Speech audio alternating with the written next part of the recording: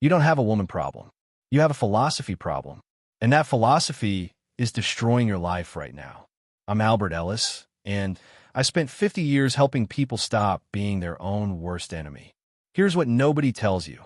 Every time you need her approval, you're actually telling yourself a lie. A dangerous, toxic lie that keeps you stuck.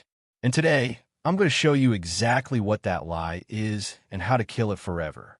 Stay with me. Look, I'm not going to waste your time with feel-good platitudes or self-esteem fairy tales.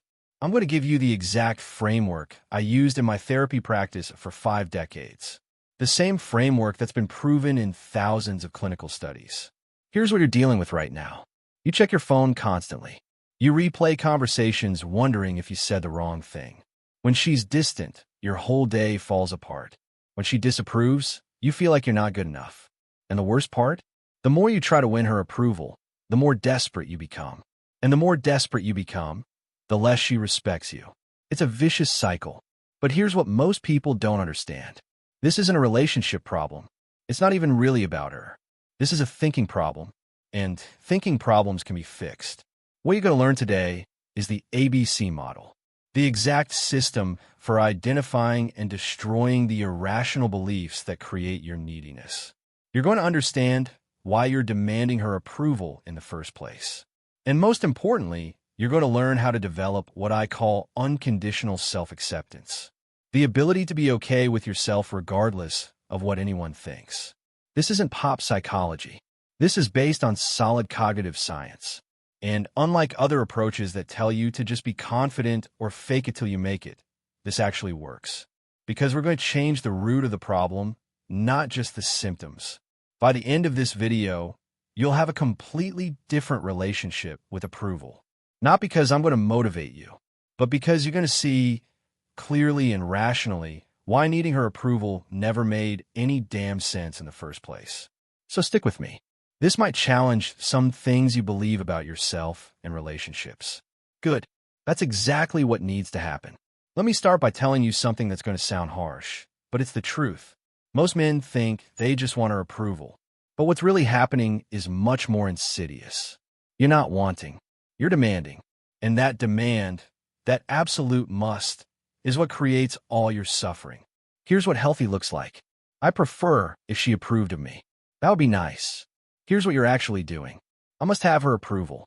I need it. I can't be happy without it. See the difference? The first one is a preference, a wish. The second one is what I call masturbation. And yes, that's the actual term I coined. You're masturbating with musts. I must be loved. She must approve. I must be perfect. Every time you turn a preference into a demand, you create anxiety, neediness, and suffering. Think about it logically. When you say, I must have her approval, what are you really saying? You're saying that without it, you can't function. You can't be happy. You can't be okay. That's giving one person, one fallible human being, complete control over your emotional life. Does that sound rational to you? Does that sound like freedom? Hell no. You weren't born needing approval. You learned it. Probably from parents who only showed love when you performed well. From a culture that taught you your worth depends on others' opinions. From past relationships where love was conditional. So your brain created this rule. If people approve of me, I'm worthy. If they don't, I'm worthless. But here's the thing. That rule was never true. It was never logical.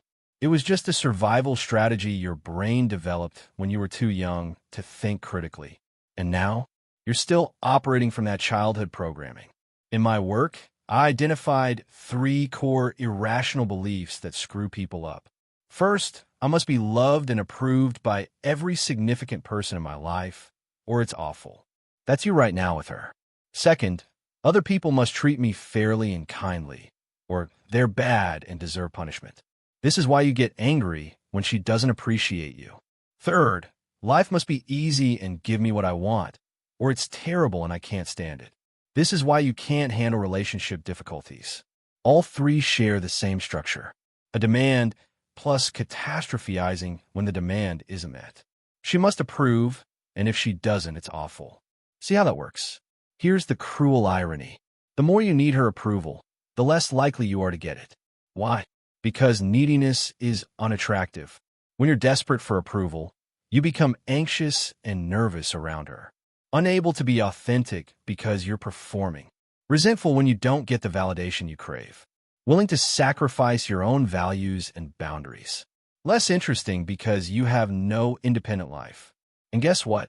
Women don't respect men who operate this way. It's not her fault. It's not because she's cruel.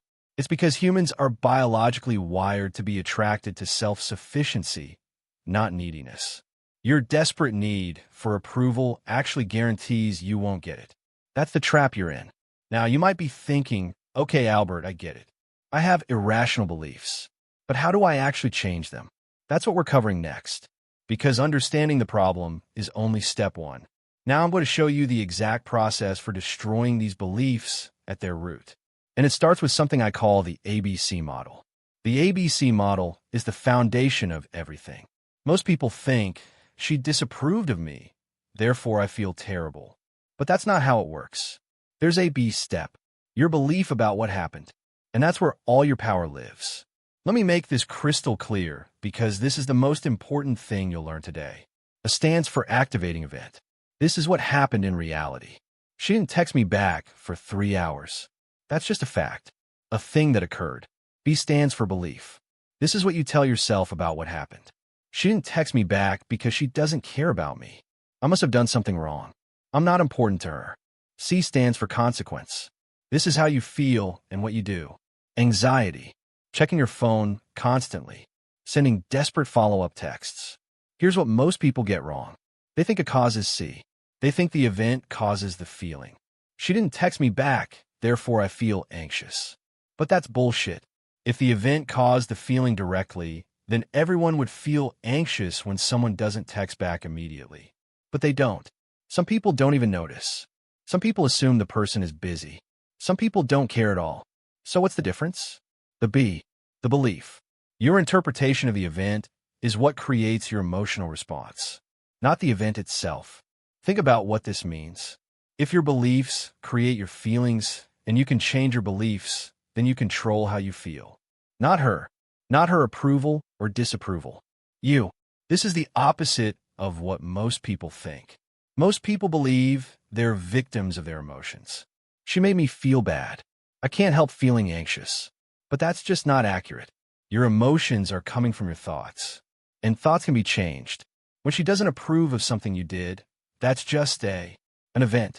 It's your belief about that disapproval that makes you miserable. This means I'm not good enough. I must have her approval to be okay. This is awful. Those beliefs create your suffering, not her disapproval. So here's what you need to do. The next time you feel anxious, needy, or desperate about her approval, stop. Don't just react. Instead, ask yourself, what am I telling myself right now? Common beliefs that create approval seeking. I need her to think I'm wonderful or I'm not wonderful. If she's disappointed in me, that means I'm a disappointment. I must make her happy or I'm failing as a partner. Her opinion of me determines my worth. I can't stand it when she's upset with me. Notice how each of these is a demand. I need. I must. I can't stand it. These aren't observations. They're absolute requirements you're placing on reality. And when reality doesn't meet your requirements, which it often won't, you suffer. Now, here's the key. These beliefs feel true. They feel like facts. Your brain has repeated them so many times, they seem obviously correct. But feelings aren't facts. Just because something feels true doesn't make it true. And just because you've believed something your whole life doesn't mean it's rational. Let me give you a concrete example. Let's say you planned a date night. You put effort into it, but she seems distracted and unenthusiastic. Activating event. She's not engaged during the date you planned. Old irrational belief. She doesn't appreciate me. I must have done something wrong. If she doesn't enjoy this, it means I'm not good enough. I need her to be happy and engaged, or I've failed. Consequence. You feel anxious, resentful, needy. You start asking, are you okay repeatedly? You get defensive. You try harder to get her attention. The night gets worse. But what if we change the belief? New rational alternative. She seems distracted. That's unfortunate, but it doesn't mean anything about my worth. Maybe she had a hard day. Maybe she's stressed about something else. I prefer if she was more engaged, but I don't need it to be okay. I can still enjoy myself and be pleasant. Her mood is her responsibility, not mine. Same activating event. Different belief. Completely different consequence. With a new belief, you feel disappointed maybe, but not anxious. You stay grounded. You don't become needy. You might ask once if everything's okay, but you don't make it about you. And ironically, that's much more attractive and likely to improve the situation. Now we add D, disputing. This is where you actively challenge your irrational beliefs. When you catch yourself thinking, I need her approval, stop and dispute it.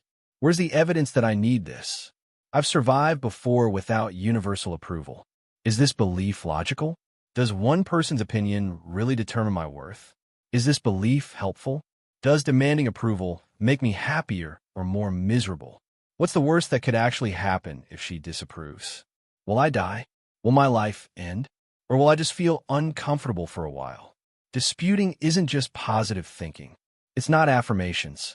It's using logic and evidence to destroy beliefs that don't hold up under scrutiny. You're basically becoming your own therapist, cross-examining your own thoughts like a lawyer. And when you do this consistently, the irrational beliefs lose their power. You don't demand the weather be sunny. You prefer it, but you don't have a breakdown when it rains. That's how you need to think about her approval. It's nice when you have it. It's disappointing when you don't. But it's not a catastrophe. It's just weather. Now let's get more specific. There are certain thinking patterns, certain flavors of irrational belief that are especially common when it comes to approval seeking. And if you can recognize these patterns in yourself, you can stop them before they derail you. Let's break down the big ones. First, awfulizing. This is when you take something bad and escalate it to the end of the world. She didn't laugh at your joke? Awful. She disagreed with you? Terrible. She seemed less affectionate than usual? Catastrophic. But let's be real. Is it actually awful? Or is it just inconvenient? Disappointing? Slightly uncomfortable? True awfulness is war, famine, death, serious illness. Her not being in a great mood? That's not awful. That's called being in a relationship with another human being who has their own emotional life. When you awfulize, you're essentially telling yourself, this is the worst thing that could happen. I can't handle this. And your nervous system believes you. So it activates your fight or flight response, which is why you feel so anxious over relatively minor disapproval. The antidote: rate things accurately. On a scale of 1 to 10, where 10 is actual tragedy, her being snippy with you is maybe a 2. Treat it like a 2, not a 10. Say to yourself, this is inconvenient, but I can absolutely handle inconvenience. Next, can't stand it-itis. This is one of my favorite terms because it's so accurate. You tell yourself, I can't stand it when she's disappointed in me. I can't stand feeling this way. I can't stand the uncertainty. But here's the thing. You can stand it. The proof? You're standing it right now. You've stood it before. Every time she's disapproved and you survived, which is every time you demonstrated that you can in fact stand it. You might not like it. You might prefer something else. But saying you can't stand it is just dramatically false. You can stand almost anything that isn't physically destroying you. The next time you catch yourself saying, I can't stand it, correct yourself. I don't like this, but I can stand it. I've stood worse. I'm standing it right now. This simple language shift reduces your emotional intensity immediately. Can't stand it-itis makes you act desperately. It makes you do needy things to escape the discomfort.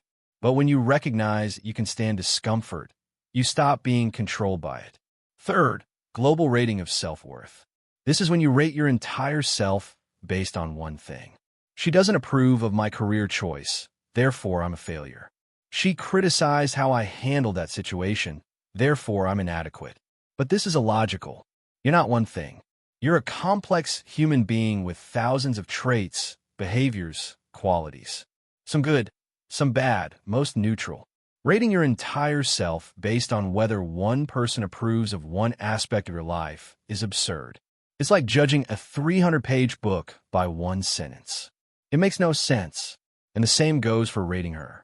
She didn't appreciate what I did, therefore she's bad, unloving, wrong. No, she's a human with her own perspective. She can disapprove of something without being a terrible person. The solution is what I call unconditional self-acceptance. You accept yourself as a fallible human being who sometimes does things well and sometimes doesn't. Your worth isn't up for debate. It's not determined by performance or others' opinions. You have worth simply because you're alive and human. Period. This doesn't mean you can't improve or shouldn't care about anything.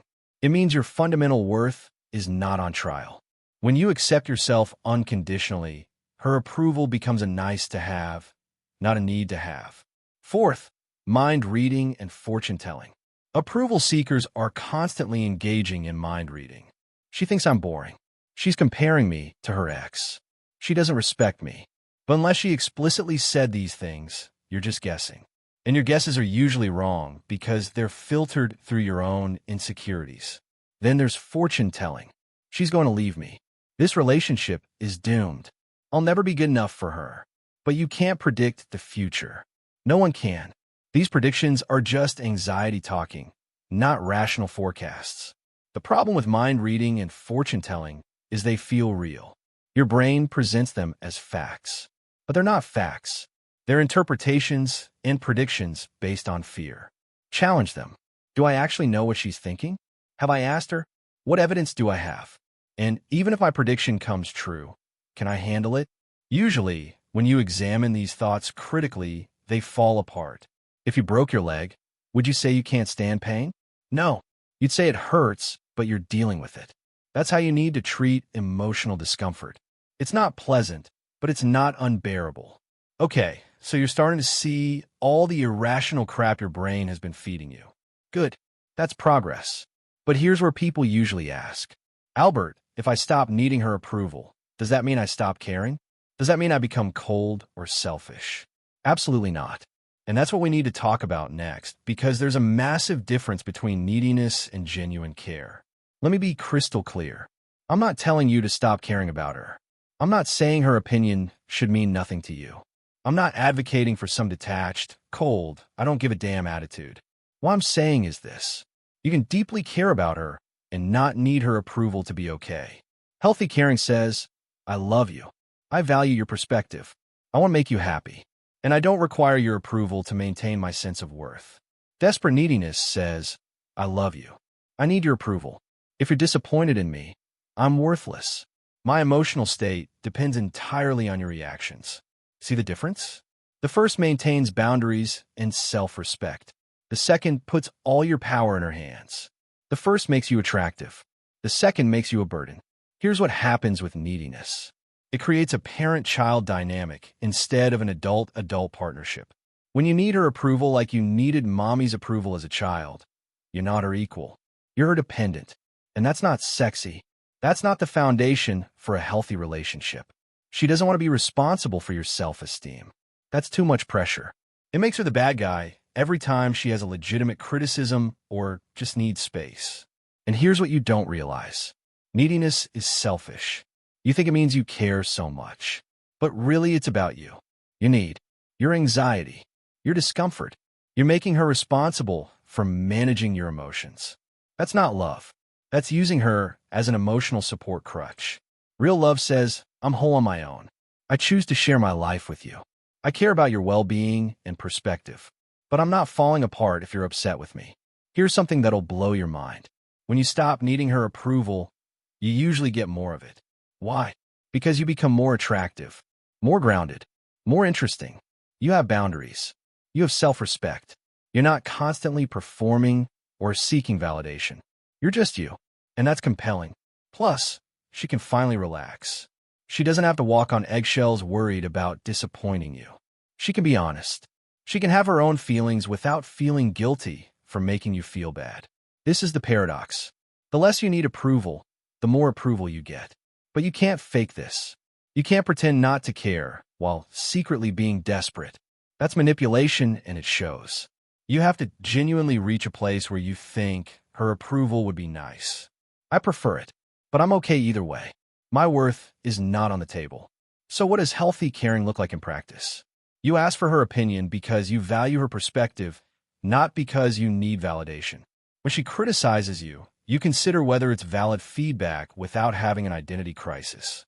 You make efforts to please her because it brings you joy to make her happy, not because you're desperate for approval. You have your own life, interests, and identity outside the relationship. You can disagree with her without feeling like the relationship is ending. You handle conflict calmly because you're not catastrophizing every disagreement. You respect her no without feeling rejected. You're okay with her having bad days or moods that have nothing to do with you. See? That's caring. That's love. But it's coming from strength, not weakness. From choice, not need. Think of two healthy plants growing side by side. They support each other. They make each other's environment better. But neither one is a parasite draining the other. That's a healthy relationship. Neediness turns you into a parasite. Now, I know what some of you are thinking. This all sounds great, Albert, but I don't know if I can actually do this. I've been this way for so long. And that's what we need to address next. Because change is possible, but not through willpower alone. You need a specific practice, a way to retrain your brain. And that's what I'm giving you now. Every day, and I mean every single day, you're going to do this exercise, even if it's just for 10 minutes. Especially in the beginning when you're still catching yourself in old patterns. Get a notebook. Every time you feel anxious, needy, or desperate about her approval, write this down. Hey, what happened? Just the facts. She didn't respond to my text for 2 hours. B. What did I tell myself? Your thoughts. She's losing interest. I must have said something wrong. I need her to respond or I can't relax. C. How did I feel and what did I do? Anxious. Checked phone 20 times. Sent another text asking if she's okay. D. Dispute the irrational belief. Is there evidence she's losing interest? Maybe she's just busy. Do I actually need a response to relax?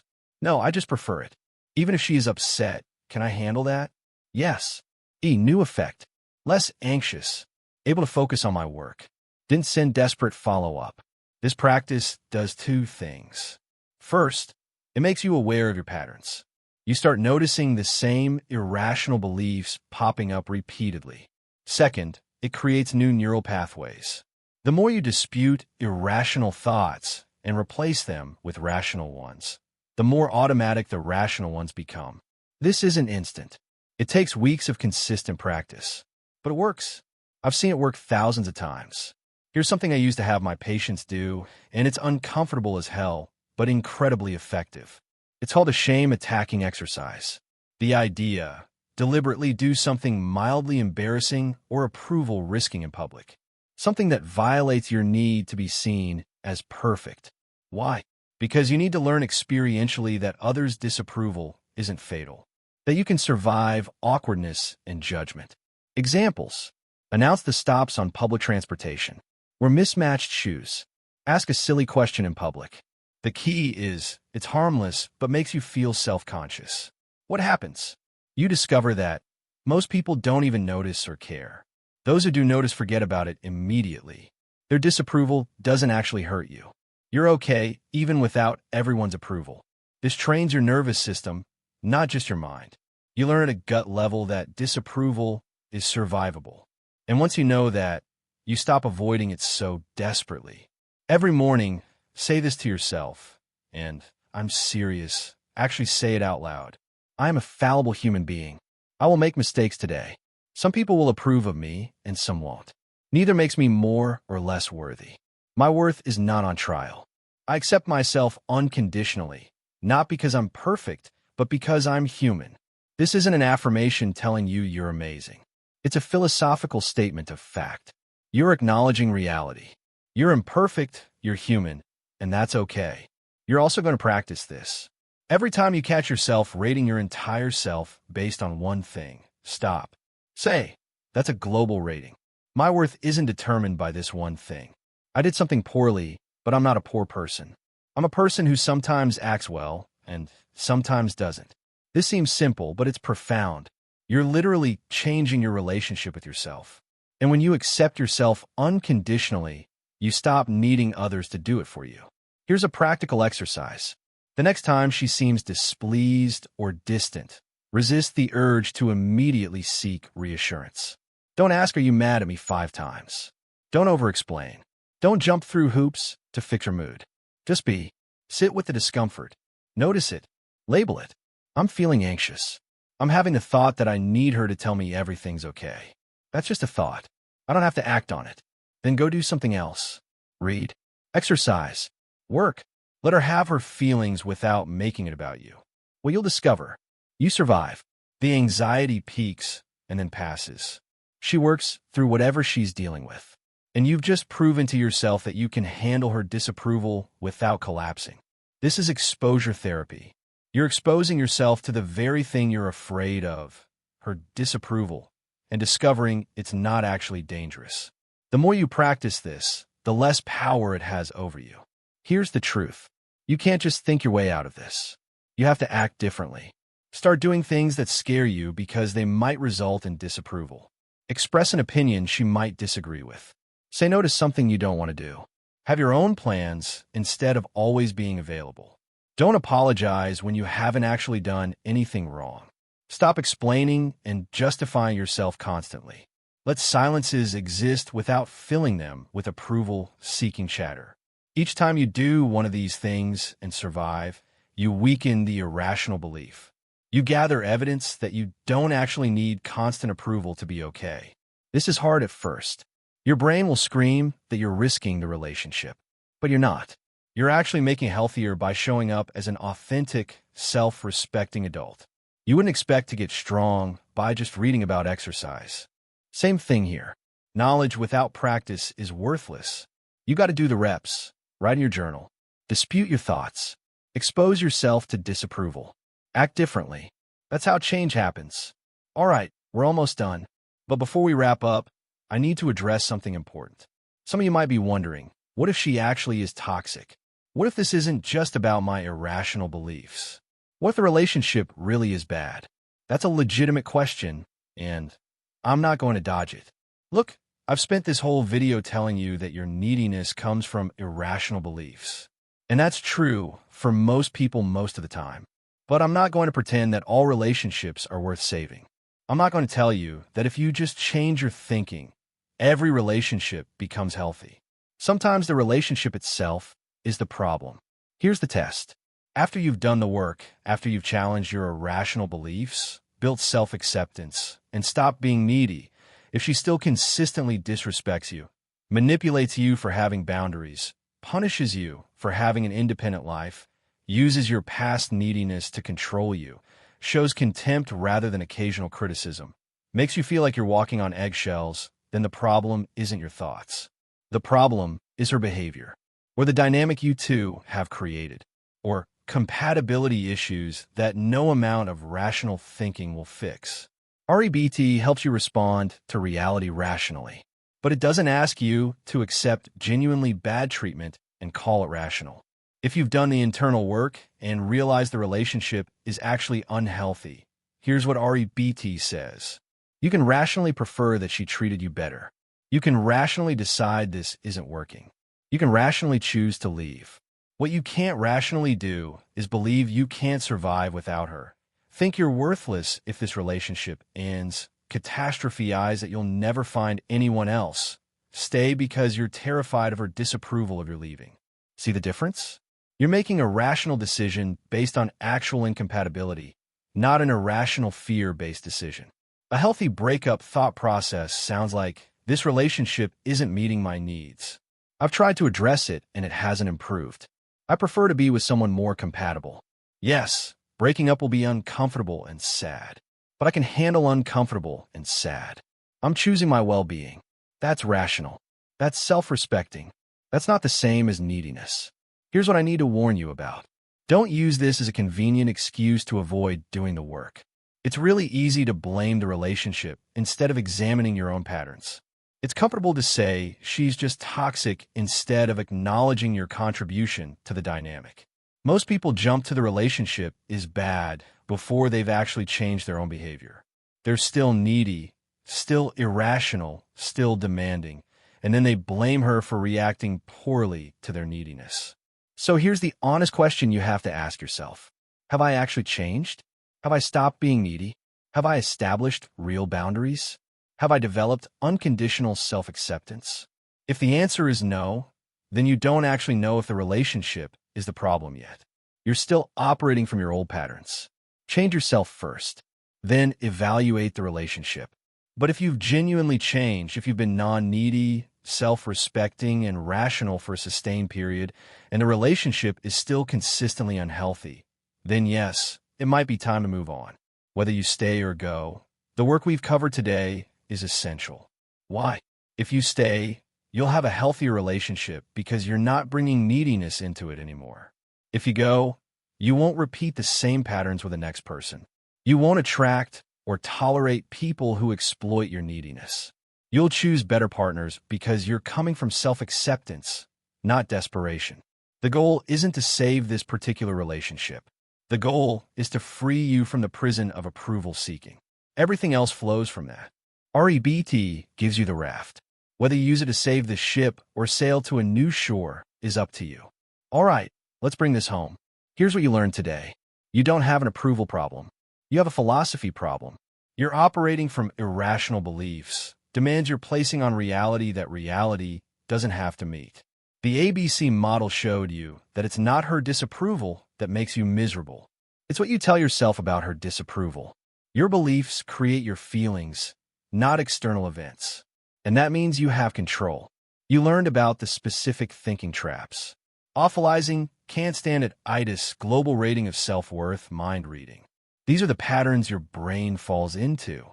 Now that you can recognize them, you can stop them. You learn the difference between healthy caring and desperate neediness. You can love her deeply without needing her approval to be okay. In fact, that's the only way to love her healthily. You got the daily practice. ABCD worksheets, shame-attacking exercises, building unconditional self-acceptance, exposure without reassurance seeking. This is how you actually change, not just understand. And finally, you learn when it's really about the relationship and not just your thoughts. You're not crazy for recognizing genuinely unhealthy dynamics. Here's what I want you to understand. This isn't easy work. Your brain has been running the same program for years, maybe decades. It's not going to change overnight because you watched one video. You're going to slip back into old patterns. You're going to catch yourself being needy again. You're going to demand approval and catastrophize and seek reassurance. That's normal. That's expected. But each time you catch it, you have a choice. You can run the old program, or you can apply what you learned here. And every time you choose the rational response, you get stronger. The neural pathways get deeper. It becomes more automatic. Give this 90 days of consistent practice. 3 months of doing the ABCD worksheet, challenging your thoughts, sitting with discomfort instead of seeking reassurance. That's all I ask. And here's what'll happen. You'll notice you're calmer, less anxious, more present. You'll stop checking your phone constantly. You'll stop replaying conversations, looking for what you did wrong. You'll sleep better. And she'll notice too. You'll be more attractive to her because you're not desperate anymore. Or if the relationship isn't right, you'll have the clarity and self-respect to make a healthy decision about it. Either way, you win. Because you're free. You're not controlled by her approval anymore. You're not a prisoner to your own irrational demands. You're just okay. As you are. Fallible, human, imperfect, and okay. That's what I want for you. That's what this whole approach is about. Freedom. Because here's what nobody tells you. Even after you stop needing her approval, there's another trap most men fall into. And it's just as destructive. It's called emotional reasoning, and it's probably running your life right now without you even knowing it. This is how you build a complete toolkit for rational, confident living. Remember, you're not broken. You just learned some irrational beliefs somewhere along the way. And what was learned can be unlearned. Get to work. I'll see you in the next one.